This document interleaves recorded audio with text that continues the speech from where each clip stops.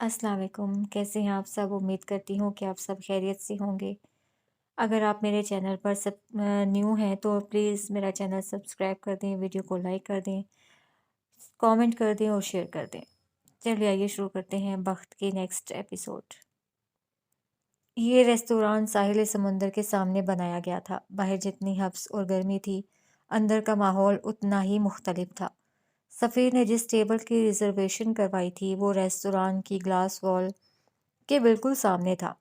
حالے کو driver 10 minute پہلے یہاں چھوڑ کر گیا تھا۔ سفیر کو حالے سے پہلے پہنچنا تھا لیکن اب تک اس کا کوئی اتا پتہ نہیں تھا۔ حالے کا شدت سے جی چاہ رہا تھا کہ میز پر سر رکھ کر ذرا دیر کو گردن ہی سیدھی کر لے، لیکن اس ریستوران کا ماحول ایسا تھا کہ تھوڑی ہی دیر میں سب اس پہ ہنسنے لگ جاتے، یا تو وہ کسی کی انسٹاگرام سٹوری کا حصہ بن جاتی۔ آج اس نے سیاہ رنگ کا پلین شفون کا جوڑا پہن رکھا تھا جس کے گلے پہ موٹے موٹے سلور سٹونز لگے تھے، کانوں میں ڈائمنڈ ایئر رنگز اور گلے میں چین، بالوں کو ڈھیلے جوڑے میں باندھ رکھا تھا۔ ہلکے سے میک اپ میں وہ بہت خوبصورت لگ رہی تھی۔ اس کے سامنے والی میز پہ 3 لڑکوں کا گروپ بیٹھا تھا۔ ان میں سے ایک لڑکا کھانا کھاتے ہوئے بار بار مڑ کر اس کی طرف دیکھتا تھا۔ اس ریستوران میں سارے ٹیبل اسی ترتیب سے تھے، ایک کرسی بیچ میں جیسے کہ سربراہی کرسی ہو، اور اس کے دائیں بائیں 2 اور کرسیاں رکھی گئی تھیں۔ اس لڑکے کو حالے نے بس نوٹ کیا تھا لیکن نظر انداز کر گئی۔ حالے کی دائیں جانب والی میز پر پہ بیٹھے کسی کی سیاہ آنکھوں نے بھی یہ منظر دیکھا تھا۔ اس نے اپنے ساتھ بیٹھے شخص سے الوداعی مصافحہ کیا تھا۔ اب وہ قدم قدم چلتا حالے کی ٹیبل کے سامنے جا کر کھڑا ہو گیا۔ حالے جو کہ گلاس وال سے باہر دیکھ رہی تھی اس کی موجودگی محسوس نہ کر سکی۔ عمر حیات نے 2 انگلیوں سے اس کی ٹیبل پہ ہلکی سی دستک دی تھی۔ حالے چونک کر مڑی تھی، نظر سے نظر ملی۔ عمر اس کو دیکھ کر گہرا مسکرایا تھا۔ اس کے گال کا گڑھا واضح ہوا تھا۔ حالے مسکرا بھی نہ سکی تھی۔ میں بیٹھ جاؤں؟ اس نے اجازت چاہی تھی۔ حالے کچھ نہیں بولی۔ عمر نے اس کے بائیں جانب رکھی کرسی کو اٹھا کر حالے کی کرسی کے بالکل سیدھ میں رکھا تھا۔ وہ اب اس کے سامنے بیٹھ گیا تھا۔ پیچھے کا منظر اس کے وجود کے سامنے چھپ سا گیا تھا۔ وہ لڑکا اب یہاں نہیں دیکھ سکتا تھا۔ میں نے تمہیں بیٹھنے کو نہیں کہا، وہ لوگوں کی موجودگی کو نوٹ کرتی دبی دبی آواز میں بولی تھی۔ عمر نے کندھے اچکائے تھے، جیسے کہ مجھے ضرورت تھی، وہ بے نیازی سے بولا تھا۔ تم یہاں کیوں آئے ہو؟ دیکھو، تم سمجھو میری بات، ہم دونوں کا ملنا ٹھیک نہیں ہے۔ اس رات کی بات اب تم بھول جاؤ، جو کچھ بھی ہوا وہ بس ایک اتفاق تھا۔ تم تو اس بات کو سیریس ہی لے گئے ہو۔ اب میری بات سنو، تم ابھی کے ابھی اٹھو، یہاں سے جاؤ۔ میں تمہیں اس بار نرمی سے سمجھا رہی ہوں، لیکن اگلی بار میں سختی سے پیش آؤں گی۔ تم مجھے ہراس کر رہی ہو، وہ برہمی سے بولتی چلی گئی۔ اس سارے وقت میں عمر نے ادھر ادھر نہیں دیکھا تھا، وہ بس اس کو دیکھ رہا تھا، اسی کو سن رہا تھا۔ آپ کو ہراس میں نہیں، وہ براؤن شرٹ والا لڑکا کر رہا تھا، وہ جو اس وقت میرے پیچھے بیٹھا ہے۔ اور اس رات جو کچھ بھی ہوا میں نے تو اس کی بات بھی نہیں کی۔ آپ پہلے خود اس بات کو اپنے ذہن سے نکال لیں، میرے دماغ سے باتیں نہیں نکلتی، وہ سنجیدگی سے کہہ رہا تھا۔ حالے کے چہرے پہ سایہ سا لہرایا تھا۔ تم مجھ سے کیا چاہتے ہو؟ عمر چند لمحے کو اس کو دیکھتا رہا۔ میں آپ سے شادی کرنا چاہتا ہوں۔ حالے کو لگا تھا جیسے کسی نے اس کے سر پر دھماکہ کر دیا تھا۔ اس دن میں نے آپ سے کہا تھا نا، میں اب جینا چاہتا ہوں، اس کا مطلب یہی تھا کہ میں آپ کو دیکھ کر جینا چاہتا ہوں، آپ کے ساتھ جینا چاہتا ہوں، اور اگر ایسا نہیں ہوا تو میں بس زندہ رہ سکتا ہوں لیکن جی نہیں سکتا۔ آپ کے بغیر زندگی گزر سکتی ہے، جی نہیں جا سکتی۔ وہ اس کو دیکھتے ہوئے نرمی سے کہہ رہا تھا۔ اس کا لہجہ کسی کو بھی پگھلا سکتا تھا، لیکن سامنے بھی حالے سلطان تھی۔ ہاؤ ڈیئر یو، وہ اس کی آنکھوں میں دیکھتی عجیب سے لہجے میں بولی تھی۔ تمہاری ہمت کیسے ہوئی؟ وہ دبا دبا ہو رہی تھی۔ تم نے سمجھ کیا لیا ہے مجھے؟ پہلے تم مجھے سٹاک کرو گے، پھر مجھ سے چند اچھی اچھی باتیں کرو گے، میں تم سے امپریس ہو جاؤں گی، اور پھر تم آ کر مجھے پروپوز کر دو گے، اور میں ہنسی خوشی ہاں بول دوں گی۔ کس فلم کی اسٹوری ہے یہ؟ پاگل بنا رہے ہو مجھے؟ سمجھ کیا رکھا ہے تم نے مجھے؟ تم جیسے گنڈے موالیوں سے شادی کروں گی میں، 2 جذباتی ڈائلاگ بول دو گے اور میں تمہارے آگے پیچھے چلنے لگوں گی۔ مسٹر عمر حیات، میں حالے سلطان ہوں۔ ایک دنیا ہے جس کو میری آرزو ہے، سب کی جھولی میں نہیں گرتی میں۔ وہ آس پاس کے لوگوں پہ لعنت بھیجتے ہوئے بلند آواز میں بول رہی تھی۔ لوگ مڑ مڑ کر ان کو دیکھنے لگے تھے۔ عمر نے اس کو افسوس سے دیکھا تھا۔ مجھے لگا تھا آپ میچور ہیں، خیر وقت کے ساتھ ساتھ ہو جائیں گی، یہ کوئی اتنی بڑی بات نہیں ہے۔ آپ نے یہ جو ساری بات اتنا چیخ چیخ کر آدھے ریستوران کو سنائی ہے، وہی سب اگر آپ آرام سے بھی بولتی تو میں سن لیتا اور سمجھ بھی لیتا۔ رہی بات جذباتی ڈائلاگس کی، تو مجھ سے زیادہ تو آپ بول چکی ہیں۔ میں کوئی غنڈہ موالی نہیں ہوں۔ الحمدللہ میں ایک ڈیسنٹ آدمی ہوں۔ سرکاری جاب ہے میری، اس شہر میں اے ایس پی تعینات ہوں پچھلے 2 مہینوں سے۔ اس سے پہلے میں کسی اور شہر میں تھا۔ جس دن ہم ملے تھے اس سڑک پہ، اس دن میں ڈیوٹی جوائن کرنے آ رہا تھا، لیکن دیکھیں کیسے ظالم لوگ ہیں، آپ کے شہر کے پہلے ہی دن مجھ پہ حملہ کر دیا۔ ہاؤ روڈ نا، اس نے جیسے تائید چاہی تھی۔ خیر آپ سوچ لیں میرے بارے میں، پھر فیصلہ کیجیے گا۔ وہ ایسے بول رہا تھا جیسے وہ دونوں کوئی بہت اچھے دوست رہے ہوں۔ میں سوچ سمجھ کر بھی نہ ہی بولوں گی، وہ چبا چبا کر بولی تھی۔ میں وجہ جاننا چاہتا ہوں۔ میں کسی اور سے محبت کرتی ہوں اور ہماری شادی ہو رہی ہے 10 دن بعد، یہ وجہ کافی ہے، وہ چٹخ کر بولی تھی۔ عمر کے دل کو دھکا سا لگا تھا۔ کون ہے وہ بدقت بول پایا تھا۔ تمہیں بتانا ضروری نہیں سمجھتی میں، اور اب تمہیں چاہیے کہ تم میچورٹی کا مظاہرہ کرتے ہوئے میرا پیچھا چھوڑ دو، وہ ایک ایک لفظ پہ زور دیتی بولی تھی۔ عمر نے ایک گہری سانس بھری تھی۔ اگر وہ شخص سفیر ہے تو آپ سے غلطی ہونے جا رہی ہے، وہ صحیح انسان نہیں ہے، کم از کم محبت یا شادی کے معاملے میں تو بالکل نہیں۔ وہ اس غلط چوائس کی تکرار سے تھک گئی تھی، تبھی ہارے ہوئے انداز میں بولی، کیسے؟ ثابت کرو مجھے۔ وہ میز پہ آگے کو ہوا تھا، اس کی آنکھوں میں دیکھا تھا اور بولنا شروع کیا۔ وہ کرپٹ ہے، آپ اسٹریٹ ہیں سیدھی، وہ لالچی ہے، آپ بے غرض، اس کو ہر بات میں فائدہ چاہیے ہوتا ہے، آپ مختلف ہیں، آپ ایک آزاد پنچھی جیسی ہیں، آپ ایک کام کر لیتی ہیں، فائدہ اور نقصان بعد میں سوچتی ہیں۔ خیر یہ بھی کوئی اچھی عادت نہیں ہے، لیکن آپ ایسی ہیں۔ حالے نے کلس کر اس کو دیکھا تھا۔ اسے اپنی برتری ثابت کرنے کا بہت شوق ہے۔ اسے ہر وقت اپنے ارد گرد ایسے لوگ چاہیے جو اس کی واہ واہ کریں، اس کو مانیں، اس کی سنی جائے۔ وہ آپ سے محبت بھی نہیں کرتا، آپ سے متاثر ہے، اٹریکٹڈ ہے، حاصل کرنے کا خواہش مند ہے، لیکن محبت بالکل نہیں۔ وہ آپ سے محبت نہیں کرتا، اسے لوگوں کو جج کرنے کی عادت ہے۔ آپ کو لوگوں میں اچھائی ڈھونڈنا پسند ہے۔ وہ چاہتا ہے سب اس سے کمتر رہیں۔ آپ دوسروں کی کامیابی سے بھی خوش ہوتی ہیں۔ آپ دونوں میں زمین آسمان کا فرق ہے۔ آپ کی شادی اگر ہو بھی گئی تو نبھانا مشکل ہو جائے گا، بہت مشکل، وہ نرمی سے کہہ رہا تھا۔ حالے غور سے اس کو سنتی رہی۔ میں انہیں نہیں چھوڑ سکتی، اس نے بولنا شروع کیا تھا۔ اس لیے نہیں کیونکہ میں ان کو پسند کرتی ہوں، بلکہ اس لیے کیونکہ اب بہت دیر ہو چکی ہے۔ ہماری شادی فکس ہو چکی ہے، آدھے شہر کو یہ بات پتہ چل گئی ہے۔ میرا خاندان کوئی عام خاندان نہیں ہے۔ میرا باپ جج ہے، میرے چچا اور میرے کزن شہر کے سب سے بڑے بزنس مین شمار ہوتے ہیں، میرے ماموں MNA ہیں۔ اس نے بولنا جاری رکھا۔ میں خود کو اور اس رشتے کو چانس دینا چاہتی ہوں، آگے جو بھی ہوگا دیکھا جائے گا، لیکن اس وقت میں اس پوزیشن میں نہیں ہوں کہ اس کو انکار کر دوں۔ میں راضی ہوں، تیار ہوں، وہ میری چوائس ہے۔ اگر مجھے خسارہ بھی ہوا تو کم از کم کسی کو الزام نہیں دوں گی۔ اس کا لہجہ نارمل تھا۔ میں آپ سے پھر بھی یہی کہوں گا کہ سوچ لیں، ابھی شادی کچھ وقت کے لیے ملتوی کر دیں، خود کو وقت دیں، اس تعلق کو وقت دیں۔ بعد میں پچھتانے سے بہتر ہے آپ ابھی سے خود کو تیار کر لیں۔ میں آپ کا انتظار کروں گا ان 10 دنوں میں، ہر دن، ہر گھنٹہ، ہر منٹ۔ آپ مجھے مل جائیں تو میرے لیے اس سے بڑی خوشی کوئی نہیں ہوگی۔ یاد رکھیے گا، اگر آپ پہ کوئی ایسا وقت آیا جب آپ کے اپنے بھی آپ کے ساتھ نہ رہیں، تب مجھے پکاریے گا، تب عمر حیات آپ کے ساتھ ہوگا۔ اس کے لہجے میں ایسا مان تھا کہ حالے کو یقین آنے لگا، لیکن نہیں، ابھی کہاں۔ میرے پاس ساتھ دینے کو بہت لوگ ہیں عمر، مجھے تمہاری ضرورت نہیں پڑے گی کبھی، اور تم میرا انتظار مت کرنا کیونکہ حالے کے پاس تم سے زیادہ بہتر آپشنز موجود ہیں، اور میں آج کے تمہارے پروپوزل کو نہ کہتی ہوں۔ وہ مسکراتے ہوئے بولی تھی۔ عمر بھی مسکرایا تھا۔ اسی وقت کسی کے موبائل کے کیمرے نے اس منظر کو تصویر میں قید کر لیا تھا۔ وہ کوئی نسوانی وجود تھا۔ اس کی آنکھیں بھوری تھیں۔ عمر اٹھ کھڑا ہوا تھا، اس نے سفیر کو سامنے سے آتے ہوئے دیکھ لیا تھا۔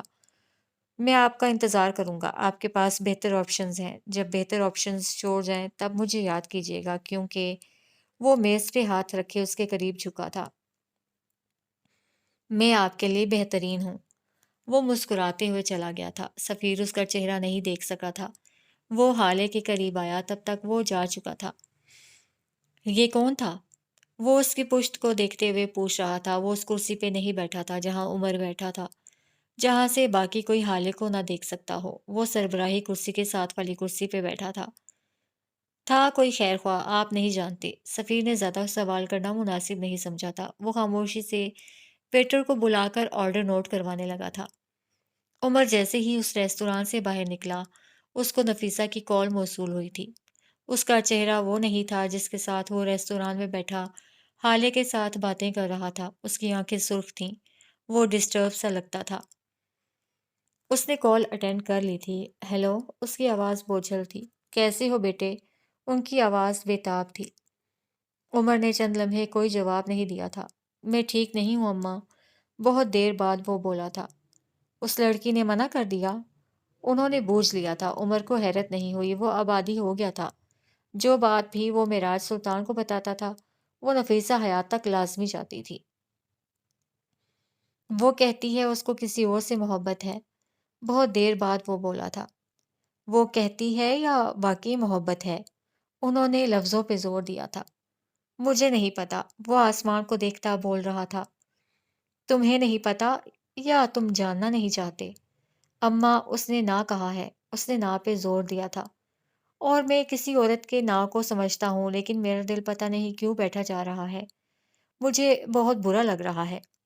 ایسا لگ رہا ہے جیسے دل میں آگ سے لگی ہو۔ آپ دعا کریں نا وہ مجھے مل جائے۔ اللہ آپ کی بہت سنتا ہے، اور اگر نہیں مل سکتی تو میرے دل کو ہیل کر دے۔ وہ تھک کر بولا تھا۔ وہ تمہاری بھی سنتا ہے، آپ سے زیادہ نہیں، وہ فوراً بولا تھا۔ میں دعا کروں گی بیٹے۔ آپ میرے پاس آ جائیں اماں، کب تک اکیلی رہیں گی؟ اس نے بات بدل لی تھی۔ تم کیوں نہیں آ جاتے؟ ہم دونوں کے حصے میں ہجر تم نے لکھا ہے عمر، واپس تمہیں آنا ہوگا۔ تم نے جاتے وقت کہا تھا نا میں ضدی عورت ہوں، تو اب تم میری ضد دیکھو، میں تو وہاں نہیں آؤں گی، وہ عام سے لہجے میں کہہ رہی تھی۔ It has been 10 bloody years. عمر سامنے دیکھتے ہوئے بولا تھا۔ No, it has been 10 years, 5 months and 12 days. وہ ایسے لہجے میں بولی تھی کہ عمر کا دل کٹ کر رہ گیا۔ عمر، اگر 10 صدیاں بھی ہو جائیں تب بھی میں یہاں سے نہیں جاؤں گی، لیکن اگر تم خود آ کر مجھے یہاں سے لے جاؤ تو نفیسہ حیات دنیا کے آخری کونے میں جانے کو بھی تیار ہے۔ عمر نے کچھ کہے بغیر کال کاٹ دی تھی۔ وہ نہیں جا سکتا تھا، اس کا ناک آڑے آتا تھا۔ شاہد ولا میں ڈنر ٹیبل سجی تھی۔ انواع اقسام کے کھانے میز پر چن دیے گئے تھے۔ ہارون شاہد کھا نہیں رہا تھا، وہ بس پلیٹ میں چمچ گھما رہا تھا۔ ہارون، کچھ کھا کیوں نہیں رہے ہو؟ نوال نے اس کو ٹوکا تھا۔ میں کل جا رہا ہوں مما، اس نے پلیٹ میں پہ نظریں جھکائے اعلان کیا تھا۔ کہاں؟ شاہد نے سوال کیا تھا۔ نہیں پتا، لیکن یہاں سے چلا جاؤں گا، دور، بہت دور، اور 1 مہینے تک واپس نہیں آؤں گا۔ پپا، آپ بندوبست کر لیں۔ تم مجھے بتا رہے ہو یا اجازت لے رہے ہو؟ وہ برہمی سے بولے تھے۔ نہ بتا رہا ہوں نہ اجازت مانگ رہا ہوں، میں آپ سے التجا کر رہا ہوں، مجھے بھیج دیں۔ دور، بہت دور، کم از کم وہاں جہاں مجھے حالے نہ یاد آ سکے، جہاں میرا دل بے سکون نہ ہو، جہاں سفیر نہ ہو۔ وہ میرے دل کو جلاتا ہے پپا۔ میرا دل کرتا ہے یا تو میں اس کو شوٹ کر دوں یا پھر خود کو۔ اگر آپ نے مجھے نہیں بھیجا تو میں مر جاؤں گا یا پھر سفیر کو مار دوں گا۔ اس کی آنکھیں ضبط سے سرخ پڑ گئی تھیں۔ کیا کرو گے جا کر؟ کیا مل جائے گا؟ جہاں بھی جاؤ گے دل تو یہی رہے گا، اس کو نکال کر پھینک کر جاؤ گے کیا؟ اگر یہ خوش نہیں ہے تو تم کہیں بھی خوش نہیں رہ سکتے، چاہے تم دنیا کے آخری کونے میں کیوں نہ چلے جاؤ۔ ہارون، میری واحد اولاد ہو تم، مجھے زج کرنا چھوڑ دو خدا کے لیے۔ وہ عاجز آ گئے تھے۔ آپ رستم کو بھی اسی طرح منع کرتے؟ وہ تلخی سے بولا تھا۔ آپ مجھے اس لیے نہیں جانے دے رہے نا کیونکہ میں کبھی اکیلے کہیں گیا نہیں ہوں۔ یہ 10 گارڈز کے ساتھ گھومنے والا ہارون شاہد اکیلے دنیا گھومے گا؟ آپ اس تصور سے بھی ڈرتے ہیں نا؟ مجھے بھیج دیں پپا، ورنہ میں پاگل ہو جاؤں گا۔ رستم کو کھو چکے ہیں آپ دونوں مجھے سنبھال لیں۔ اس کی قبر بن گئی ہے، میری نہ بننے دیں۔ خود پہ اور مجھ پہ رحم کریں، مجھے جانے دیں۔ اس کا لہجہ ایسا تھا کہ نوال اور شاہد کا دل کٹ رہا تھا۔ کل تک ہو جائے گا بندوبست۔ شاہد کھانے کی میز سے اٹھتے ہوئے بولے تھے، ان کا لہجہ کسی بھی قسم کے جذبات سے عاری تھا۔ ہارون نے سر میز پہ گرا دیا تھا۔ یہ سفر اس سے کیا کچھ چھین لے گا اس کو اندازہ نہیں تھا۔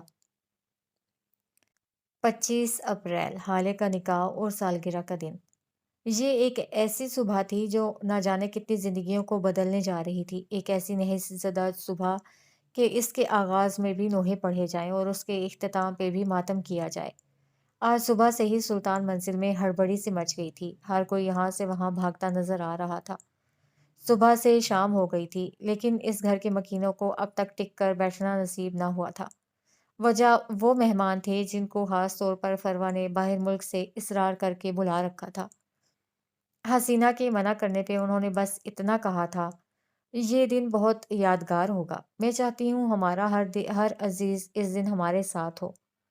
حالے کو سیلون کے لیے دیر ہو رہی تھی۔ مہر نے اس کے ساتھ جانا چاہا تھا۔ وہ کب کی گاڑی میں جا کر بیٹھ گئی تھی۔ حالے نے حسن کی منتیں کی تھیں کہ وہ اس کے ساتھ چلے، لیکن اس نے یہ کہہ کر منع کر دیا کہ 4 گھنٹے تک اندر لیپا پوتی ہوتی رہے گی۔ میں اتنی دیر انتظار نہیں کر سکتا۔ جس پہ حالے نے اس کا موبائل اپنے کمرے کی الماری میں چھپا دیا تھا۔ بخش نے حالے کا سارا سامان گاڑی میں رکھ دیا تھا۔ حالے بھی تھوڑی دیر بعد گاڑی میں جا کر بیٹھ گئی تھی۔ واپسی پہ اس کو لینے سفیر نے جانا تھا۔ پارلر جانے کے 3 گھنٹے بعد حالے تیار ہو چکی تھی۔ حالے نے آف وائٹ غرارے کے ساتھ سرخ دوپٹہ اوڑھ رکھا تھا، بالوں کو جوڑے میں باندھ رکھا تھا، گلے میں گلو بند، کانوں میں جھمکے اور ماتھے پہ ٹیکا لگائے وہ تیار تھی۔ بیوٹیشین نے اس کے میک اپ کو آخری ٹچ دے دیا تھا۔ اب اس نے خود کو آئینے میں دیکھا تو حیران ہوئی تھی۔ وہ آج تک اتنی حسین کبھی نہیں لگی تھی۔ اس کا موبائل مہر کے پاس تھا اور بار بار بجے جا رہا تھا۔ حالے جھنجھلا سی گئی تھی۔ آپی، کس کی کال ہے؟ ہارون ہوگا، اور کون ہو سکتا ہے بھلا؟ مری جا کر نمبر چینج کر لیا تھا نا اس نے۔ نیا نمبر سیو نہیں کیا میں نے۔ تم پوچھ لو کیا کہہ رہا ہے، ایسے تو وہ جان نہیں چھوڑے گا، مہر نے تفصیلی جواب دیا تھا۔ ہاں، میں اس کو کال کر لیتی ہوں۔ اس نے موبائل اٹھا لیا تھا اور اب وہ ہارون کو کال کرنے لگی تھی۔ کال اٹینڈ ہوتی تھی لیکن آواز نہیں آ رہی تھی۔ وہ تنگ آ کر موبائل پھینکنے لگی تھی کہ حالے، تم باہر جا کر گاڑی میں بیٹھو، جب تک تم کال کر لو گی تب تک میں آ جاؤں گی، اوکے؟ مہر اپنا میک اپ آدھے میں چھوڑے اس سے بات کرنے لگی تھی۔ اچھا ٹھیک ہے، آپ بھی جلدی آ جائیے گا، دیر مت کیجیے گا پلیز، وہ اجرت میں بولتی چلی گئی تھی۔ سیلون والوں نے پروٹوکول کے طور پر ایک لڑکی کو اس کے ساتھ کار تک بھیجا تھا۔ حالے باہر آ گئی تھی۔ اس لڑکی نے حالے کے غرارے کو سنبھال رکھا تھا۔ سیلون کے دروازے کے باہر حالے کی گاڑی کھڑی تھی۔ سفیر نے حالے کو میسج کر دیا تھا کہ وہ نہیں آ رہا تھا، اس نے ڈرائیور بھیج دیا تھا۔ معراج سلطان نے حالے سے کہا تھا کہ وہ اس کو لینے آ جائیں گے، لیکن حالے نے منع کر دیا۔ اس کو ابھی تک سفیر پہ غصہ تھا۔ حسن پہ غصے کی وجہ سے وہ کسی گارڈ کو بھی اپنے ساتھ نہیں لائی تھی۔ وہ میرج ہال پہنچنے کے لیے بھی لیٹ ہو رہی تھی۔ اگر سفیر آ جاتا تو اب تک ان کا کپل شوٹ بھی ہو جاتا۔ گاڑی کا دروازہ ڈرائیور نے کھول دیا تھا۔ حالے نے اس کو دیکھا نہیں تھا۔ وہ حالے کی طرف پشت کیے کھڑا تھا۔ وہ فون کان سے لگائے بیٹھ گئی تھی۔ ڈرائیور دوسری طرف سے آ کر ڈرائیونگ سیٹ پہ بیٹھ گیا تھا۔ حالے نے اب بھی اس پہ دھیان نہیں دیا تھا۔ بات سنو، اے سی آن کر دو، وہ فون کان سے لگائے مصروف سی بولی تھی۔ ہارون، میرا صبر مت آزماؤ، اب کچھ بولو بھی۔ ایک تو کال اٹینڈ کر رہا ہے اور کچھ بول بھی نہیں رہا۔ وہ خود سے کچھ بڑبڑا رہی تھی۔ اسی وقت ڈرائیور نے گاڑی سٹارٹ کی تھی۔ حالے کو لگا تھا وہ اے سی چلانے کے لیے گاڑی سٹارٹ کر رہا ہے، لیکن اس کو غلط لگتا تھا۔ ڈرائیور نے گاڑی آگے بڑھانی شروع کر دی تھی۔ حالے نے چونک کر اس کو دیکھا تھا اور حالے کا سانس سینے میں اٹکا تھا۔ یہ اس کا ڈرائیور نہیں تھا۔ یا خدا، یہ کون تھا؟ وہ اتنی شاکڈ تھی کہ اس کو سمجھ میں نہیں آیا کہ کیا کرے۔ تم کون ہو؟ کون ہو تم؟ میری گاڑی میں کیسے آئے؟ وہ حیرت، شوق اور ڈر کے مارے اٹک اٹک کر اتنا ہی کہہ سکی، اور جب اس نے غور کیا تب اس کو پتہ چلا یہ اس کی گاڑی نہیں تھی۔ اس کا رنگ اور ماڈل وہی تھا لیکن یہ گاڑی یہ حالے کی نہیں تھی۔ یہ خیال ہی حالے کی جان لے گیا تھا۔ وہ بالکل سن ہو گئی تھی۔ اسی وقت ڈرائیور گاڑی روک کر نیچے اتر گیا۔ حالے نے اترنے کی کوشش کی تھی لیکن اس کی ٹانگوں میں جان نہیں تھی۔ اسی وقت 2 نقاب پوش گاڑی میں آ کر بیٹھے تھے۔ ایسے کہ ہالے بیچ میں تھی اور وہ دونوں اس کے دائیں بائیں، ہالے کو سوچنے سمجھنے کا موقع دیے بغیر ان میں سے ایک نے ہالے کے منہ پہ کپڑا رکھ دیا تھا۔ اس نے خود کو چھڑوانے کی کوشش کی تھی لیکن وہ دونوں اس سے زیادہ طاقتور تھے۔ وہ تھوڑی ہی دیر میں بے ہوش ہو چکی تھی۔ یہاں سی سی ٹی وی کیمرے نہیں تھے۔ ان دونوں نے ہالے کو اس گاڑی سے نکال کر دوسری گاڑی میں ڈالا تھا، وہی گاڑی جس کے اندر بیٹھے وہ دونوں کافی دیر سے انتظار کر رہے تھے۔ ان دونوں نے اپنا نقاب اتار دیا تھا، اب ان کے چہرے واضح تھے۔ نوح مرزا اور یاقوت مرزا۔ عمر اپنے بنگلے کے باہر کھڑا تھا۔ یہ بنگلہ اس کو حکومت کی جانب سے الاٹ ہوا تھا۔ یہاں اس کے لیے ایک شیف، ڈرائیور اور چوکیدار بھی تھا۔ بنگلہ سبز بیلوں سے ڈھکا ہوا تھا اور رات کے اس پہر تاریک اور خاموش تھا۔ عثمان، ڈگی میں ساری چیزیں رکھ دینا دھیان سے، کوئی چیز باقی نہ رہ جائے۔ وہ فون پہ بات کر رہا تھا، ساتھ اپنے ڈرائیور کو ہدایات دیتا جا رہا تھا۔ ہاں ہاں بھائی، سب رکھوا دوں گا، ٹینشن مت لو۔ اس نے فون پہ کسی کو تسلی دی تھی۔ سر، گاڑی اوور ویٹ ہو جائے گی، اتنا سامان؟ آپ اگر کہیں تو کچھ چیزیں نکال لوں۔ وہ 45 سالہ ڈرائیور متذبذب لگتا تھا۔ عثمان، تم کیوں اپنی جان کے دشمن بن گئے ہو؟ اگر سردار کو پتہ لگ گیا کہ تم نے اس کے سامان میں ہیرا پھیری کی ہے تو تم جانتے ہو نا وہ کیا کرے گا۔ سر، میں تو آپ کے لیے کہہ رہا تھا، لیکن جو آپ کی مرضی۔ وہ ایک بار پھر سامان رکھنا شروع ہو گیا تھا۔ سر، آج جج صاحب کی بیٹی کی شادی ہے، آپ نہیں جائیں گے؟ عثمان نے سامان رکھتے ہوئے سوال کیا تھا۔ نہیں، آج میرے دوست کی شادی ہے نواب شاہ میں، مجھے وہاں جانا ہے۔ اس نے عثمان سے زیادہ خود کو باور کروایا تھا۔ سر آج تو ان کی منگنی تھی نا، اور آپ اتنا لمبا سفر نہ کریں سر۔ آج تو بخار سے جان چھٹی ہے، ورنہ اس دن جب آپ ہوٹل گئے تھے، اس دن سے لے کر آج تک اتنا بخار رہا ہے آپ کو، میں تو ڈر گیا تھا۔ تم اپنے کام سے کام رکھو عثمان، زیادہ نہ بولا کرو۔ وہ اس کو جھڑک کر آگے جانے لگا جب عثمان نے اس کو پیچھے سے پکارا۔ سر، آپ تو فجر پڑھ کر نکلیں گے نا، کچھ سامان اب بھی رہتا ہے، میں مارکیٹ جا کر لے آؤں؟ عمر نے بس سر ہلایا تھا، تبھی اس کو معراج سلطان کی کال آنے لگی۔ وہ نہیں اٹھا سکتا تھا۔ معراج ایک بار پھر اس سے ہال آنے کی ضد کرتے وہ نہیں جا سکتا تھا۔ اس کا اپنا غم تھا۔ فون بج بج کر خاموش ہو گیا تھا۔ عمر نے موبائل پاور آف کر دیا تھا اور عثمان کو دیکھے بغیر بولا تھا، میں سونے جا رہا ہوں۔ اگر قیامت بھی آ جائے تو مجھے اٹھانا مت، کم از کم فجر سے پہلے تو بالکل نہیں۔ کوئی اگر میرا پوچھنے آئے تو کہہ دینا میں شہر میں نہیں ہوں۔ وہ بول کر جا چکا تھا۔ اس بات سے لا علم کے حشر تو برپا ہو چکا ہے، اب بس اپنے بچاؤ کا سامنا کرنا باقی تھا۔ وہ نہیں جانتا تھا کہ آج کے بعد اس کو سکون کی نیند شاید ہی کبھی نصیب ہوگی۔ اس کے چہرے پہ ایک بار پھر اذیت تھی۔ سفیر سیاہ شیروانی میں ملبوس گاڑی کی پچھلی سیٹ پہ بیٹھا تھا۔ آج بھوری آنکھوں میں ایک الگ ہی چمک تھی۔ ڈرائیور گاڑی چلا رہا تھا۔ وہ لوگ سیلون پہنچ گئے تھے۔ سفیر نے مہر ماں کو کال کی تھی، وہ باہر نکل آئی تھی۔ اس نے سرخ رنگ کی پلین ساڑی پہن رکھی تھی، اس پہ کوئی کام نہیں ہوا تھا، بالکل سادہ۔ گلے میں ہار اور کانوں میں آویزے، بال بیچ والی مانگ نکال کر کس کے جوڑے میں باندھ رکھے تھے۔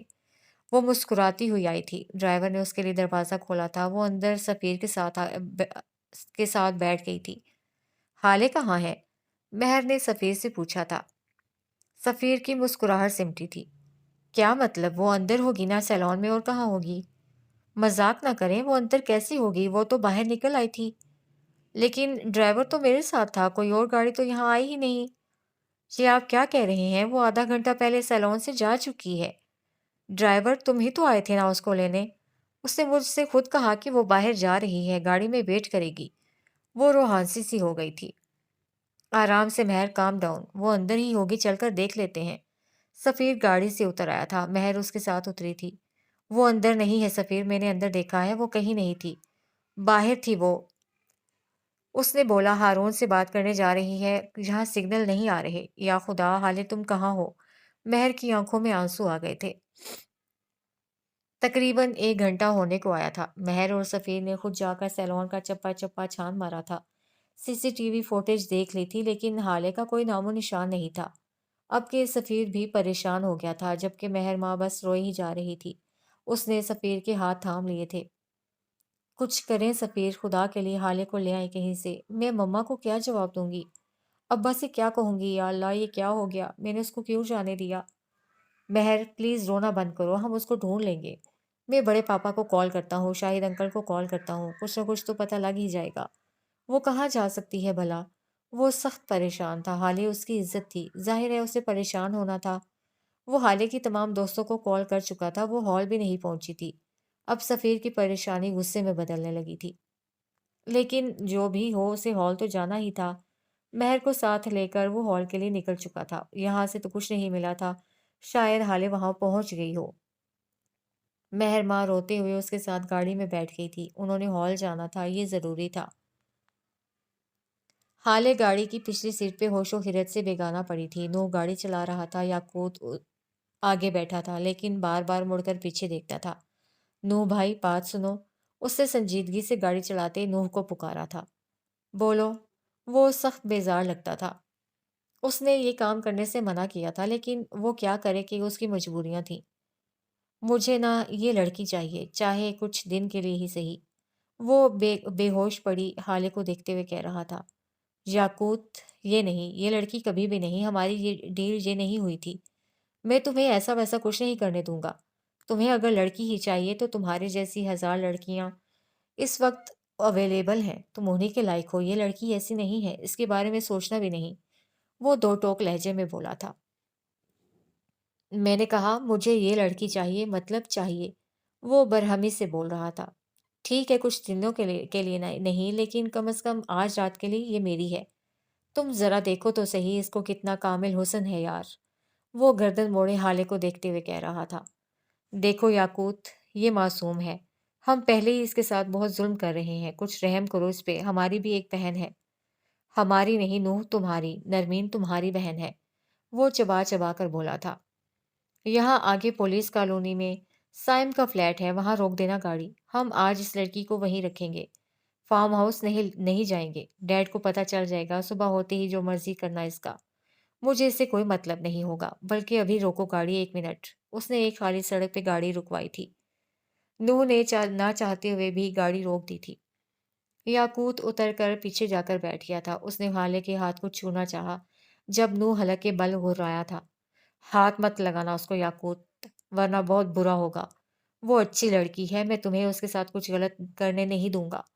یاقوت نے ظاہر نہیں ہونے دیا، لیکن وہ اندر سے ڈر گیا تھا۔ وہ نوح کو جانتا تھا، وہ کسی کا لحاظ نہیں کرتا تھا۔ اوکے اوکے کول، میں نہیں لگاتا ہاتھ، ویسے بھی ہم گھر جا رہے ہیں نا۔ میں ڈیڈا سے بات کروں گا، یہ لڑکی آج میری ہے۔ نوح، تم نے جو کرنا ہے تم کر لینا۔ وہ چیلنجنگ انداز میں بولا تھا۔ نوح خاموش ہو گیا تھا، وہ اسے بحث نہیں کر سکتا تھا۔ یاقوت کی سوچ بچکانا تھی، اور بچوں کو کیسے منایا جاتا ہے بھلا؟ کھیل کھیل کر۔ مہر اور سفیر ہال پہنچ گئے تھے۔ معراج سلطان کو ساری بات بتا دی گئی تھی۔ ان کی حالت ایسی تھی جیسے کاٹو تو لہو نہیں بدن میں۔ حسینہ، یوسف سلطان، شمس، حسن سب پریشان تھے۔ سب کو حالے کی فکر تھی۔ حسینہ اور مہر کا تو رو رو کر برا حال تھا۔ فروا بھی پریشان ہونے کی اداکاری کر رہی تھی۔ جب مہرماں ان کو ذرا سائڈ پہ لے کر گئی تھی، اب وہ دونوں ایک دوسرے کے آمنے سامنے تھیں۔ یہ سب آپ نے کیا ہے؟ بتائیں مجھے، اگر ان سب میں میری بہن کو کچھ بھی ہوا تو آپ دیکھ لیجئے گا میں آپ کے ساتھ کیا کرتی ہوں۔ اگر آپ کچھ جانتی ہیں تو صاف صاف بتا دیجئے، خدا کے لیے بتا دیں میری بہن کہاں ہے۔ وہ سرخ آنکھوں کے ساتھ حلق کے بل چلا رہی تھی۔ کیا بکواس کر رہی ہو تم مہر؟ میرا بھلا اس لڑکی سے کیا واسطہ؟ جب میں شادی کے لیے مان گئی تو میں بھلا ایسی حرکت کیوں کروں گی؟ تمہارے لیے بہتر ہے کہ اپنی بہن کو ڈھونڈو، نہ کہ میرے سر پہ سوار ہو جاؤ۔ ٹھیک ہے، میں اس کو پسند نہیں کرتی ہوں، لیکن یہ سب بہت زیادہ ہے، میں اس کے ساتھ ایسا کبھی نہیں کر سکتی۔ ذرا سے فاصلے پہ کھڑے یوسف سلطان اور سفیر نے ان کی باتیں سن لی تھیں۔ وہ دونوں ابھی کچھ اور بھی بول رہی تھی، لیکن سفیر وہاں سے ہٹ گیا تھا۔ سفیر نے پولیس کو کال کر دی تھی۔ اس وقت ایس ایچ او اور ڈی آئی جی ہال پہنچ گئے تھے۔ سفیر اور معراج سلطان ان سے بات کر رہے تھے۔ آپ نے C C T V footage check کی ہے؟ ایسے کیسے میری بیٹی کہیں جا سکتی ہے؟ آپ شہر میں ناکہ بندی کروا دیں، ہر گاڑی کی چیکنگ شروع کر دیں، مجھے میری بیٹی چاہیے۔ وہ برہم تھے، وہ شوق تھے، وہ غمگین تھے۔ ان کو لگتا تھا جیسے کسی نے ان کے دل کو کسی تیز دھار برچھی سے کاٹ دیا ہو۔ جج صاحب، ایک ہی فوٹیج کو 1000 بار دیکھ چکا ہوں۔ حالے بیٹی خود گاڑی میں جا کر بیٹھی ہیں۔ گاڑی کی نمبر پلیٹ فوٹیج میں نہیں دکھ رہی۔ میں نے بذات خود ہر زاویے سے دیکھا ہے۔ آپ کی بیٹی خود اس گاڑی میں جا کر بیٹھی تھی، اور اس گاڑی کو بھی زیادہ ڈھونڈنے کی ضرورت نہیں پڑی۔ سیلون سے ذرا آگے جا کر جہاں سی سی ٹی وی کیمرہ کی رینج ختم ہوتی ہے، وہ گاڑی ہم نے وہاں سے برآمد کر لی ہے، ڈرائیور بھی ہمیں مل گیا ہے، لیکن بدقسمتی سے وہ گونگا ہے۔ لیکن آپ فکر نہ کریں، ایسے گونگوں کو زبان دینا آتا ہے ہمیں۔ حسن، گاڑی کی چابی لاؤ، میں خود ڈھونڈ کر لاؤں گا اپنی بیٹی کو، وہ کہیں نہیں جا سکتی۔ مجھے یقین ہے وہ میری بیٹی ہے، میں اس کو ڈھونڈ لاؤں گا۔ حسن چابی لینے چلا گیا تھا۔ سفیر لب بھیجے یہاں سے وہاں چکر لگا رہا تھا۔ اے، بات سنو، اس نے ایس ایچ او کو انگلی کے اشارے سے پاس بلایا تھا۔ جی سر، وہ تابیداری سے بولا تھا۔ وہ لڑکی، وہ مجھے چاہیے۔ اس کا لاکھوں کا ہیئر کٹ بکھرا ہوا تھا۔ کہیں سے بھی لاؤ، کیسے بھی لاؤ، جتنا پیسہ چاہیے لے لو، جتنی فیورز چاہیے میں دوں گا۔ وہ چبا چبا کر بول رہا تھا۔ اس کی برینڈڈ شیروانی پہ سلوٹیں پڑ گئی تھی۔ چاہے تم اس کو زندہ لاؤ یا مردہ، اس کی مسخ شدہ لاش لاؤ یا اس کا کٹا ہوا جسم، اسے زندگی میں کبھی کسی چیز کے لیے اتنا انتظار، اتنی محنت نہیں کرنی پڑی تھی۔ وہ کبھی کسی چیز کے لیے اتنا نہیں تڑپا تھا۔ وہ فاتح تھا۔ مجھے وہ چاہیے، وہ کہیں نہیں جا سکتی، اس کو آنا ہوگا۔ اپنے پیروں پر چل کر آئے یا اس کو اسٹریچر پر ڈال کر لاؤ، اس کو حساب دینا ہوگا۔ اسے ذلت کا نشان بنا دوں گا میں، اس کی زندگی جہنم سے بھی بدتر بناؤں گا میں۔ اسے مجھے دھوکہ دیا ہے، میں اس کو عبرت کا نشان بنا دوں گا۔ اسے لے کر آؤ، جاؤ۔ اس کی آنکھیں سرخ تھیں جیسے ابھی خون ٹپک پڑے گا۔ ایس ایچ او نے سر ہلایا تھا۔ سر، میں اپنی پوری کوشش کروں گا۔ سفیر ایک بار پھر یہاں سے وہاں چکر لگا رہا تھا۔ آج اس کو پتہ چلا تھا عرش سے فرش پہ گرنا کیسا ہوتا ہے۔ تبھی اس کے موبائل پہ بپ ہوئی، 2 بار زوں زوں کی آواز آئی اور پھر اسکرین تاریک ہو گئی، ایسے جیسے غاریں تاریک ہوتی ہوں۔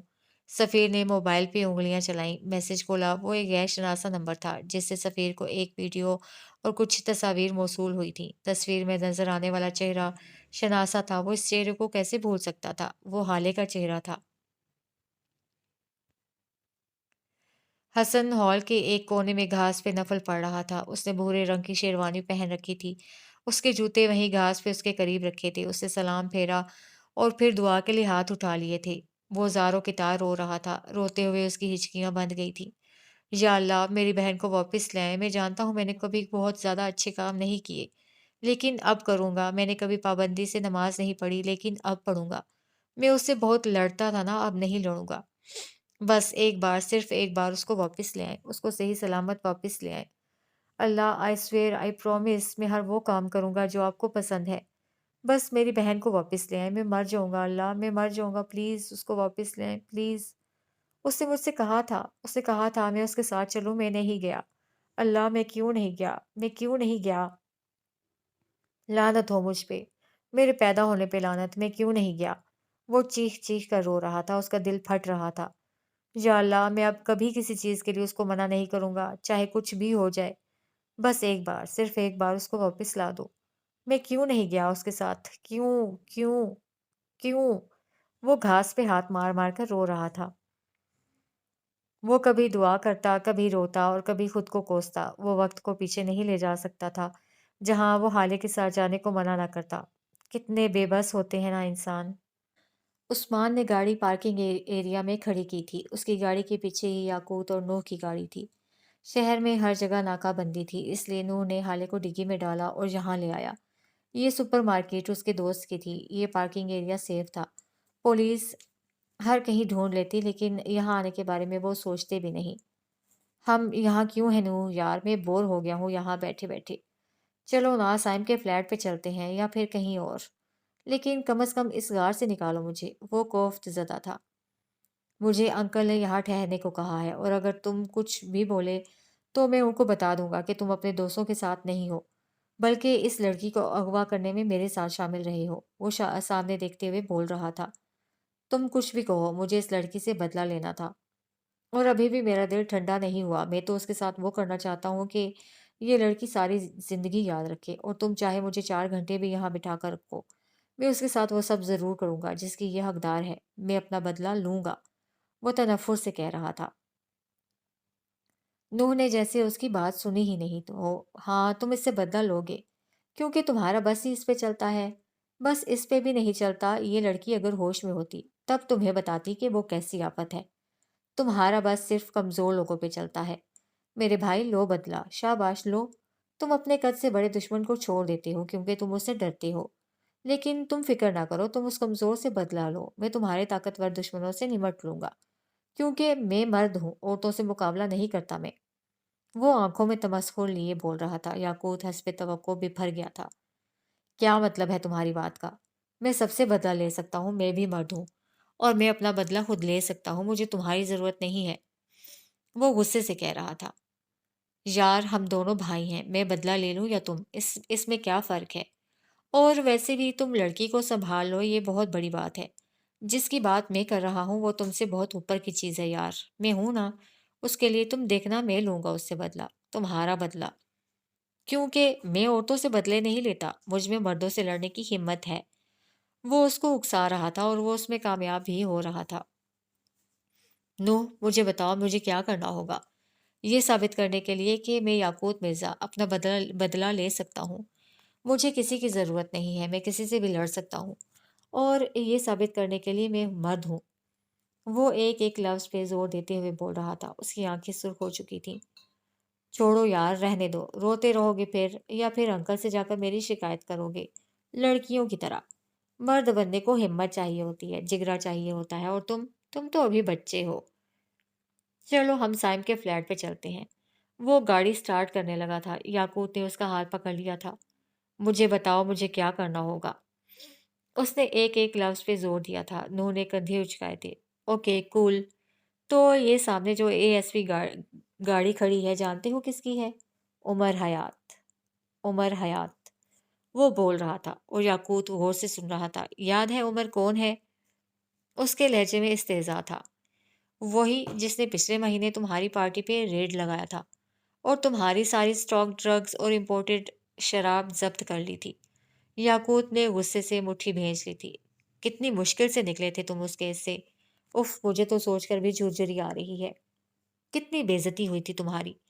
کتنے دن انکل نے تمہیں گھر سے نکلنے نہیں دیا تھا، اور اسی کی وجہ سے تو شینا نے تم سے بریک اپ کیا تھا، کیونکہ وہ اس اے ایس پی کو دیکھ کر اس کی گرویدہ ہو گئی تھی۔ یاقوت کی آنکھوں میں مرچیں بھرنے لگی تھی، وہ اس کی سب سے محبوب گرل فرینڈ تھی۔ لیکن خیر تم کیا کر سکتے ہو، تم بھلا کر ہی کیا سکتے ہو بھائی۔ لیکن ٹینشن نہ لو، میں ہوں نا، ایسا بدلہ لوں گا، یاد رکھے گا یہ ایس پی۔ اگر تم میری جگہ ہوتے تو کیا کرتے؟ وہ مشکوک لہجے میں پوچھ رہا تھا۔ نو مسکرایا تھا۔ تیر نشانے پہ لگا تھا، وہ اس کی کمزوری جانتا تھا۔ آہ بس کبھی کسی کی کمزوری کسی کے ہاتھ لگے۔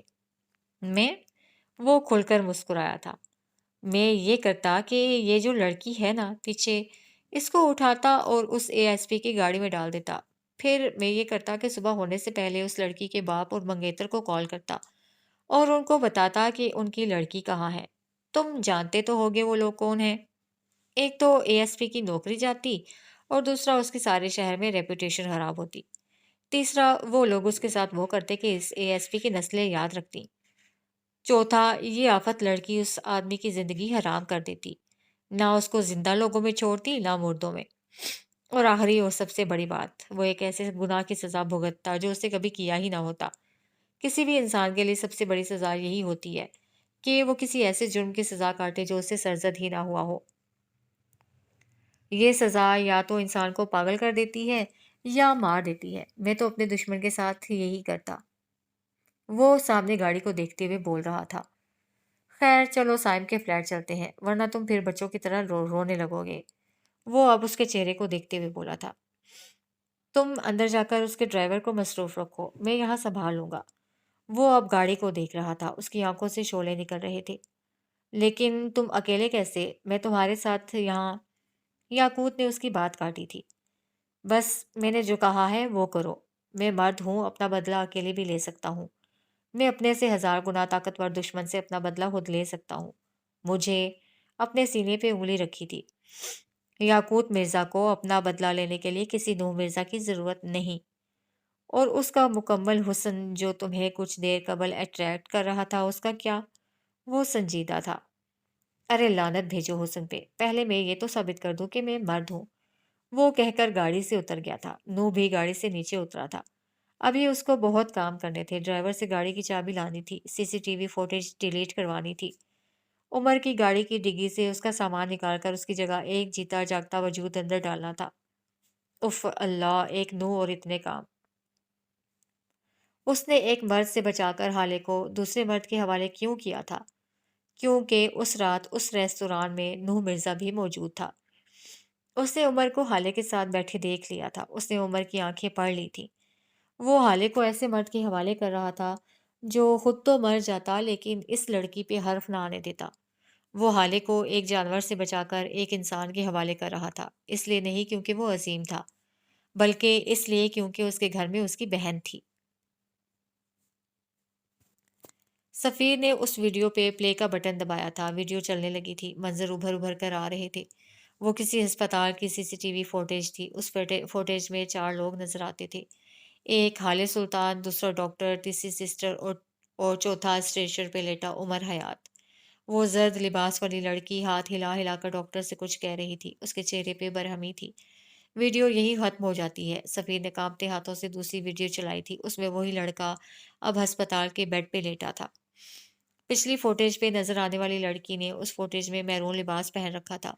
وہ اس کے پاس بیٹھی کوئی بات کر رہی تھی۔ یہ ویڈیو بھی بس 45 سیکنڈ کی تھی۔ سفیر نے اب دھڑا دھڑ تصویروں کو کھولنا شروع کیا تھا۔ اس لڑکی نے یہاں سیاہ لباس پہن رکھا تھا، سامنے بیٹھا لڑکا اور وہ اس تصویر میں مسکرا رہے تھے۔ چند اور اگلی تصویر شاید ایک مال کی تھی۔ وہ لڑکا اس تصویر میں حالے کو کوئی شاپنگ بیگ تھما رہا تھا۔ اگلی تصویر جان لیوا تھی۔ وہ کسی ہسپتال کی کانسنٹ فارم کی تصویر تھی، اجازت نامہ برائے انتقال خون۔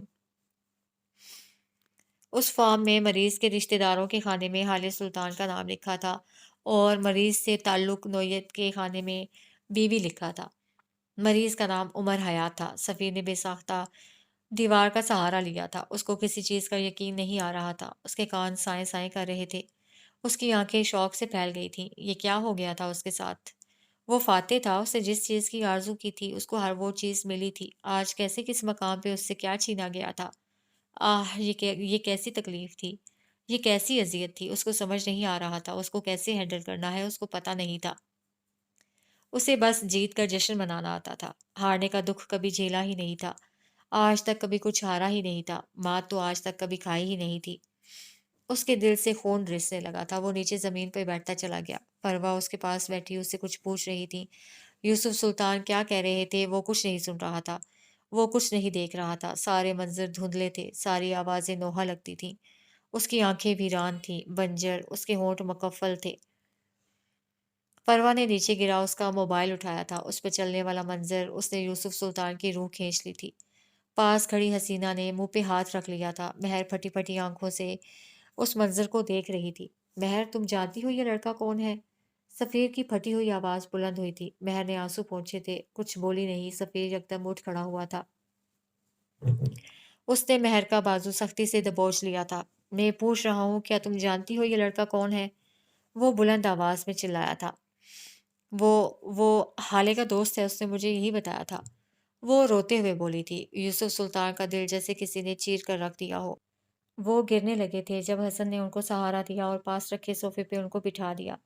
حالے کو غائب ہوئے 4 گھنٹے ہونے کو آئے تھے۔ مہمانوں کو رخصت کر دیا گیا تھا۔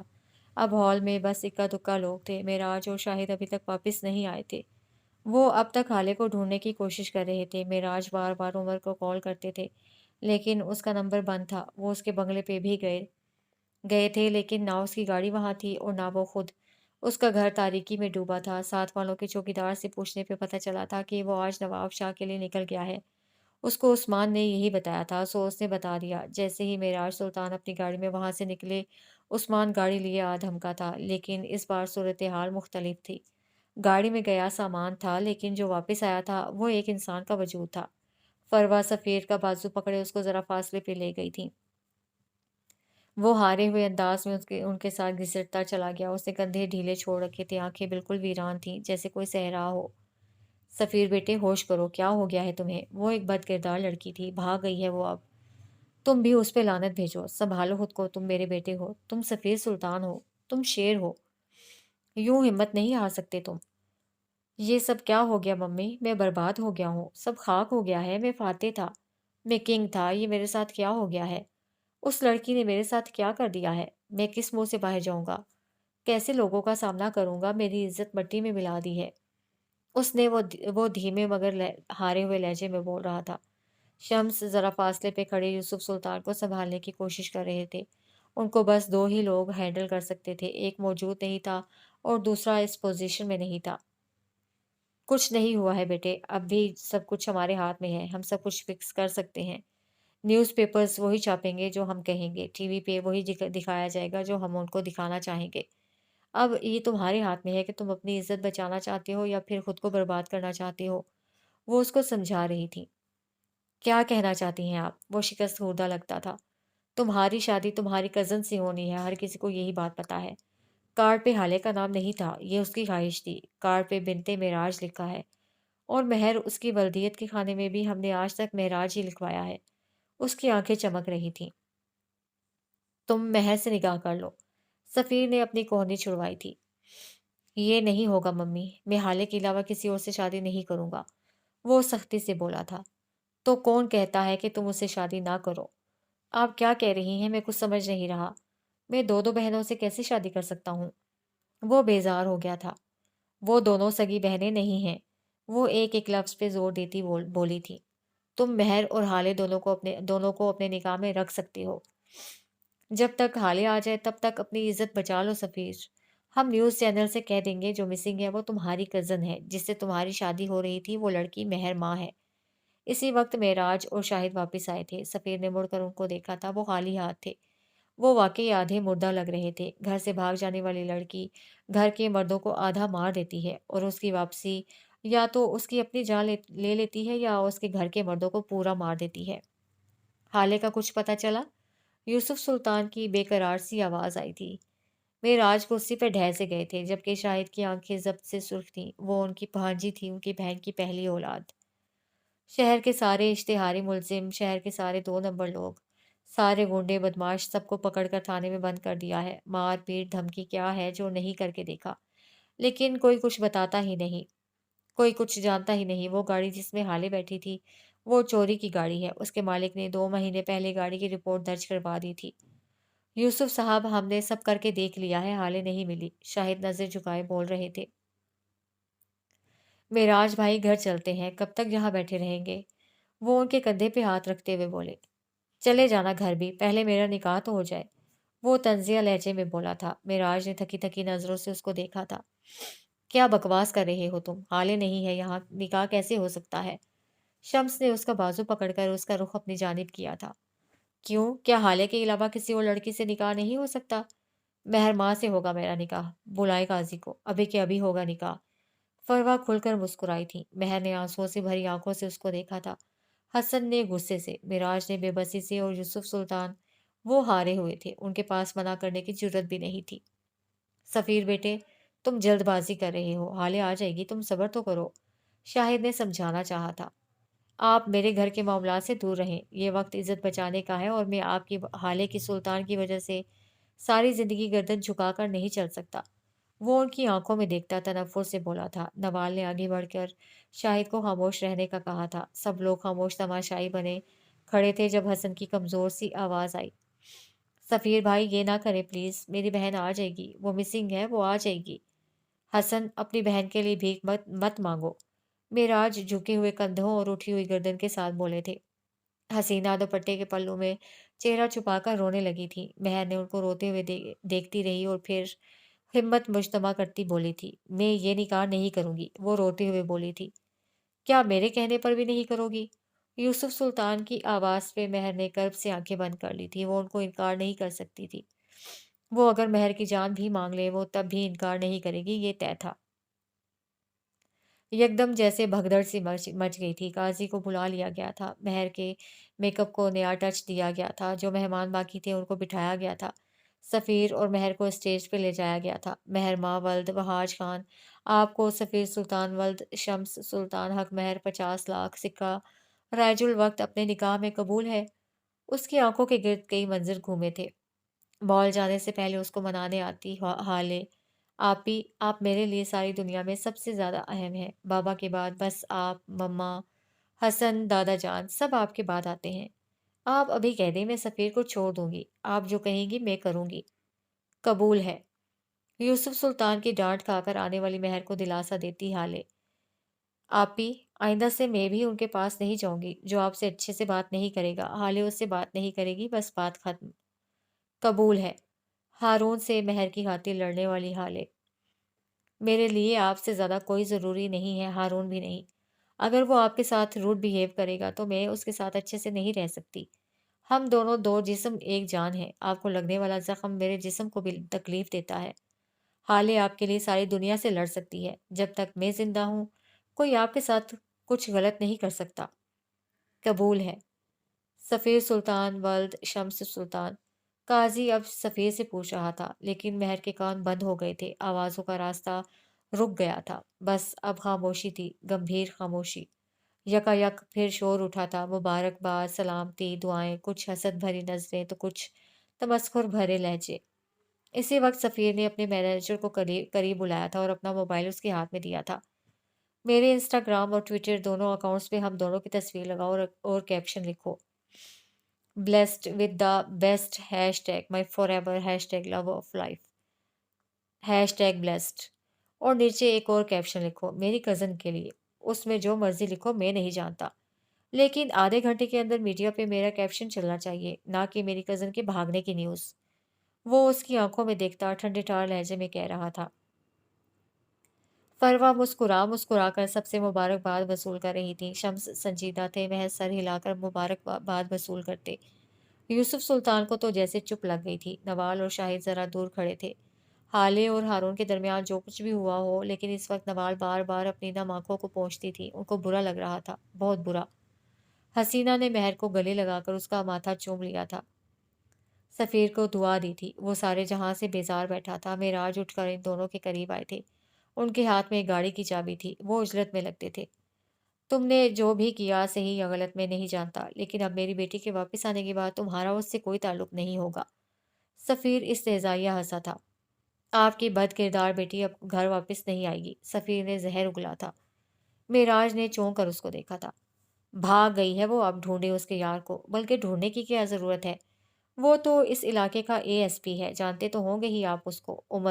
عمر حیات، اسی کے ساتھ نکاح کر کے بھاگ گئی ہے آپ کی بیٹی۔ شمس نے آگے بڑھ کر اس کو روکنا چاہا تھا۔ بکواس کرتے ہو تم، میری بیٹی عمر کو نہیں جانتی۔ اچھا تو پھر کہاں ہے وہ عمر؟ جب آدھی پولیس فورس یہاں موجود ہے تو وہ عمر حیات کیوں نہیں ہے؟ کیوں وہ DIG کی تک کی کالز ریسیو نہیں کر رہا؟ کیوں اس کا گھر خالی ہے؟ تم بکواس کرتے ہو، وہ بدقت بول پائے تھے۔ اچھا تو ابھی پروف کر دیتا ہوں میں، وہ چپتے ہوئے لہجے میں بولا تھا۔ فروا نے بازو سینے پہ باندھ لیے تھے، ابھی تو کھیل شروع ہوا تھا۔ سفیر بھائی وہ سب جھوٹ ہے، میری بہن ایسی نہیں ہے۔ کیا پروف ہے بتاؤ مجھے، بولو۔ جبران میرا موبائل لاؤ یہاں، وہ دھاڑا تھا، وہ ان کی آنکھوں میں آنکھیں ڈالے کھڑا تھا۔ جبران بھاگتا ہوا آیا تھا اور موبائل سفیر کے ہاتھ میں دیا تھا۔ بھائی جان آپ کی طبیعت خراب ہو جائے گی، آپ مت دیکھیں یہ سب، ہم چلتے ہیں اس ASP کے گھر چلتے ہیں، IG صاحب نے کہا تو ہے وہ صبح تک ہماری لڑکی کو ڈھونڈ دیں گے۔ شاہد نے ان کو باز رکھنا چاہا، لیکن وہ کسی کی نہیں سن رہے تھے۔ سفیر نے اپنے موبائل پہ انگلیاں چلائی تھیں اور کچھ دیر قبل ایک غیر شناسا نمبر سے موصول ہونے والی تمام تصاویر اور ویڈیوز باری باری ان کو دکھاتا گیا۔ وہ جیسے جیسے ان کو دیکھتے جاتے ان کا رنگ سفید پڑتا جا رہا تھا، ان کا چہرہ پسینے سے بھیگتا جا رہا تھا۔ بے اختیار ان کا ہاتھ اپنے دل کے مقام پہ گیا تھا۔ ان کے دل میں یکدم اتنا درد شروع ہوا تھا کہ کوئی حد نہیں، ان کا سانس رک رہا تھا۔ حسن نے آگے بڑھ کر ان کو سنبھالنا چاہا، لیکن وہ گرے تھے، وہ زمین بوس ہوئے تھے۔ شاہد اپنی جگہ سے ایک ہی جسم میں ان کے قریب آ گئے تھے۔ سفیر اور شمس بھی گھبرا گئے تھے۔ سفیر نے جلدی سے جھک کر ان کو اپنے بازو میں بھر لیا تھا۔ وہ تن و من سے تھے، ان کا جسم بھاری تھا، لیکن سفیر کو تو جیسے فرق ہی نہ پڑتا ہو۔ گاڑی نکالو، وہ دھاڑ رہا تھا۔ بڑے پاپا میں آپ کو خوش نہیں ہونے دوں گا، وہ خود سے بڑبڑایا تھا۔ اس کی آنکھ جب کھلی تو کافی دیر تک وہ خالی خالی ذہن سے یہ سوچتی رہی کہ وہ کہاں ہے۔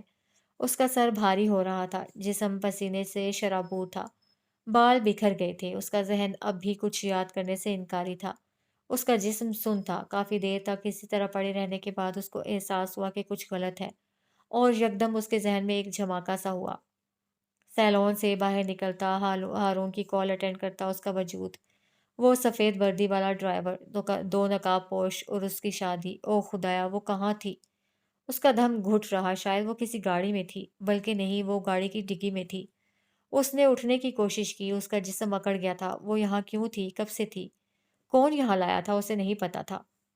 10 منٹ مزید اسی طرح پڑے رہنے کے بعد اس نے ہمت کی تھی اور اٹھ کر بیٹھی تھی، سکڑ کر سمٹ کر اس کی ٹانگیں بری طرح درد کر رہی تھیں۔ وہ جگہ کافی تنگ تنگ نہیں تو اتنی کھلی بھی نہیں تھی کہ وہ اپنی پوری طاقت مجتمع کرتی اٹھی تھی اور سیٹ پھلانگ کر آگے آ کر بیٹھی تھی۔ اتنی سی کوشش میں وہ ہانپنے لگی تھی، صبح کی بھوکی پیاسی، اوپر سے جسم کا جوڑ جوڑ دکھ رہا تھا۔ صبح سے شادی کی تیاریوں میں اس کو بھوک کا احساس ہی نہیں ہوا تھا۔ شادی! او خدایا شادی! اس کی آج شادی تھی، وہ اغوا ہو چکی تھی۔ اس کا دماغ چکرانے لگا، اس نے اپنا فون ڈھونڈنے کو یہاں وہاں نظر دوڑائی لیکن بے سود۔ تبھی اس کی نظر گاڑی کے ڈیش بورڈ پہ پڑے چھوٹے بٹنوں والے موبائل پہ گئی۔ اس نے فوراً آگے بڑھ کر موبائل اٹھا لیا تھا۔ سب سے پہلے وقت دیکھا تھا، صبح کے 5 بج رہے تھے۔ اس کے آنسو بے اختیار بہنے لگے، دل حلق میں آ گیا تھا۔ یا اللہ میرے بابا، ان کی عزت! اس کی زبان سے بس یہی پھسلا تھا۔ یہ رونے کا وقت نہیں تھا، یہ وقت یہاں سے نکلنے کا تھا۔ اس کو یہاں سے جانا تھا، فوراً کس کو کال کرے، کس کو؟ اس نے مہر کو کال کرنے کے لیے موبائل چہرے کے آگے کیا، نمبر ڈائل کرنا چاہا لیکن ذہن ایسے تھا جیسے خالی سلیٹ۔ اسے خود پہ غصہ آیا اور ترس بھی۔ اس نے سفیر کا نمبر ڈائل کرنا چاہا لیکن انگلیوں نے 2 ہندسوں کے بعد کچھ بھی لکھنے سے انکار کر دیا۔ وہ پھر سے رونے لگی تھی، بلک بلک کر۔ یکدم اس کے ذہن میں کچھ کلک ہوا، حسن! اس کو حسن کا نمبر یاد تھا۔ اس نے دھڑا دھڑ نمبر ڈائل کرنا شروع کیا۔ بیل جا رہی تھی، 1 بار، 2 بار، 3 بار اور پھر آپ کے مطلوبہ نمبر سے اس وقت جواب موصول نہیں ہو رہا، برائے مہربانی تھوڑی دیر بعد کوشش کریں۔ اس کال نے اس کے کانوں میں شور پھونک دیا تھا۔ جب کہیں پھنسو گی نا تب کال کرتی رہنا مجھے کالز۔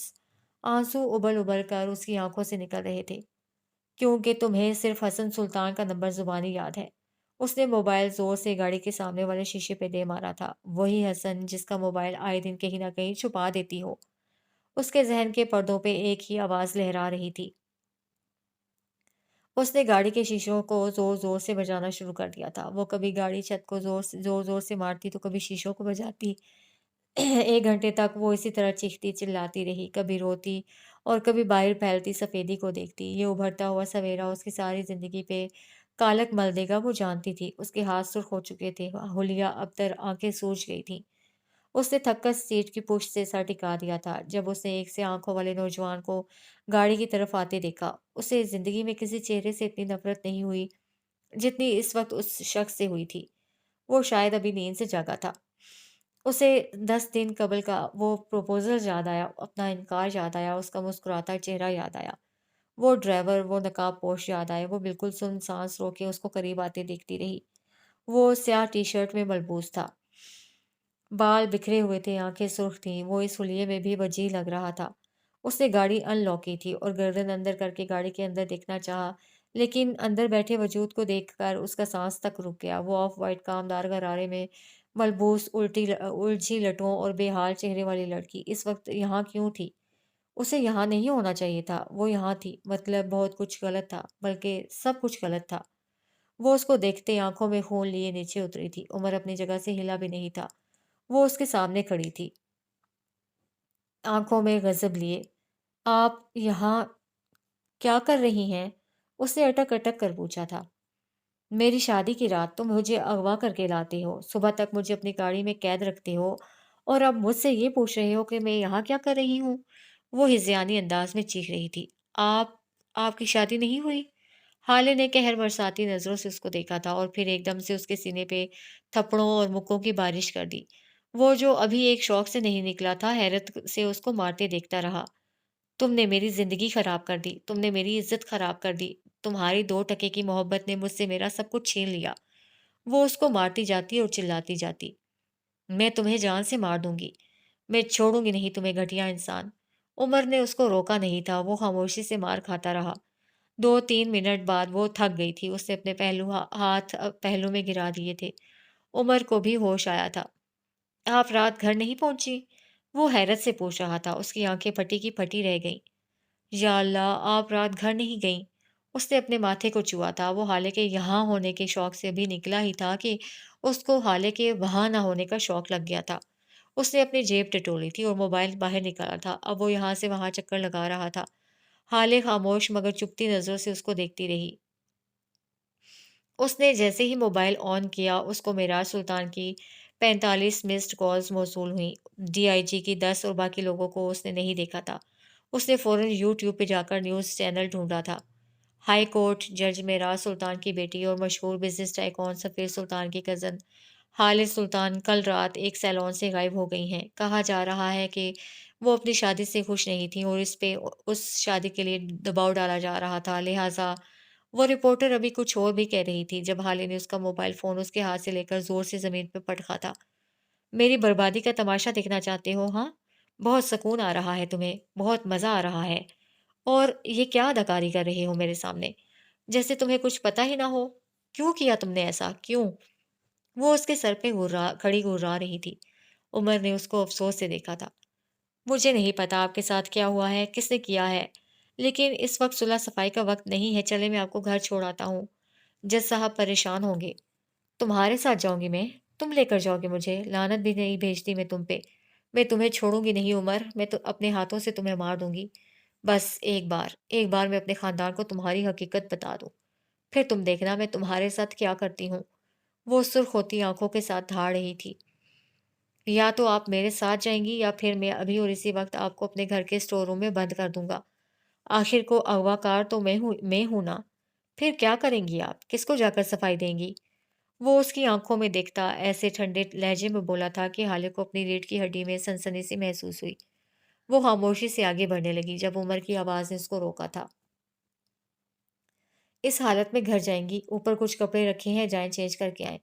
वो उसकी तरफ देखे बगैर बोला था। तभी शानो अपनी आँखें मसलती, गेट के सामने लगा जंगला पार करती अंदर दाखिल हुई थी। हाले को देखकर चौंकी थी, उमर भी उसको देख चुका था। शानो, इन्हें अंदर ले जाओ और जो कपड़े सरदार लाया था, उनमें से कुछ इनको निकाल कर दो जल्दी। वो नरम मगर तहक्कुम भरे लहजे में बोला था। वो सर हिलाती हाले को लिए अंदर चली गई थी। थोड़ी देर बाद जब वो वापस आई तो उसने कॉटन का सादा सूट पहन रखा था। मिटा-मिटा सा मेकअप अब मुकम्मल तौर पे गायब था। उमर गाड़ी के अंदर बैठा था। वो खामोशी से गाड़ी का दरवाज़ा खोलकर अंदर बैठ गई थी। फिलहाल वो कोई ऐसा कदम नहीं उठा सकती थी जिससे उसकी और बदनामी हो। उसे बस घर पहुँचना था किसी भी तरह कुछ भी करके।